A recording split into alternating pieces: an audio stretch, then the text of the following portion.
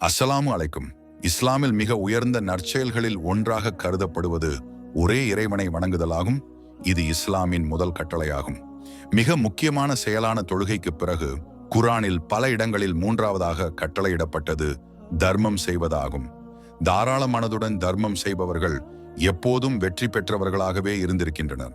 இங்கு அப்துல்லா இப்னு முபாரக்கின் ஒரு வரலாற்றை நினைவு கூர்வோம். அவர் ஆழ்ந்த ஞானமும் தாராளமாக உதவும் பண்பும் கொண்ட மாமனிதராக இருந்தார். அவர் பல ஆண்டுகள் ஒரு பெரிய தோட்டத்தின் காவலாளியாக பணியாற்றினார்.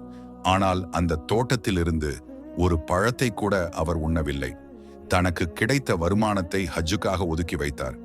ஹஜ்ஜின் நேரம் வந்தபோது அவர் தனது ஊரில் உள்ள அனைவரையும் ஹஜ்ஜுக்கு தயார்படுத்தினார். அனைவரின் பயண செலவையும் சேகரித்து அவரது தலைமையில் ஒரு குழு ஹஜ்ஜுக்கு புறப்பட்டது. பயணத்தில் ஏராளமான உணவு மற்றும் பானங்களை வழங்கி அவர்களை மகிழ்ச்சியாக வைத்தார். ஹஜ்ஜின் அனைத்து கடமைகளையும் முடித்து அவர்கள் ஊர் திரும்பினர். திரும்பிய பிறகு அப்துல்லா இப்னு முபாரக் மீண்டும் தனது வேலையில் ஈடுபட்டு அடுத்த ஹஜ்ஜுக்கான ஏற்பாடுகளை தொடங்கினார். இரண்டாவது ஹஜ்ஜு காலம் வந்தபோது ஊர் மக்களை ஹஜ்ஜுக்கு அழைப்பதற்காக புறப்பட்ட அவர் ஒரு கவலைக்கிடமான காட்சியை கண்டார்.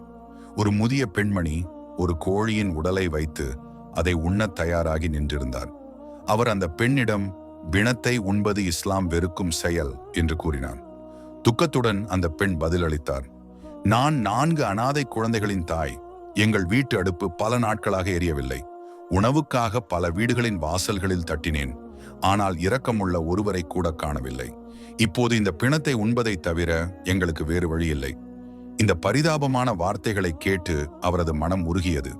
ஹஜ்ஜுக்காக தயாரித்து வைத்திருந்த முழு பணத்தையும் அந்த பெண்ணுக்கு கொடுத்தார். இதனால் மக்களை ஹஜ்ஜுக்கு அழைக்க முடியாமல் அவர் வீடு திரும்பினார். ஹஜ்ஜு கடமைகளை முடித்து ஊர் மக்கள் திரும்பினர். அவர்கள் அப்துல்லா இப்னு முபாரக்கை சந்திக்க வந்தனர். அவர்கள் கூறினர், இந்த ஹஜ்ஜு காலத்தில் உனது கல்வி வகுப்புகள் எங்கள் மனதை பெரிதும் பாதித்தன. இதுவரை இப்படி ஒரு அனுபவம் கிடைத்ததில்லை. இதை கேட்டு ஹஜ்ஜுக்கு செல்லாத அப்துல்லா இப்னு முபாரக் ஆச்சரியப்பட்டார். அன்றிரவு ஓய்வெடுக்கும் போது அவரது கனவில் முகம் ஒளிரும் ஒருவர் தோன்றினார். அவர் கேட்டார், நான் யார் என்று தெரியுமா? இல்லை என்று அவர் பதிலளித்தார்.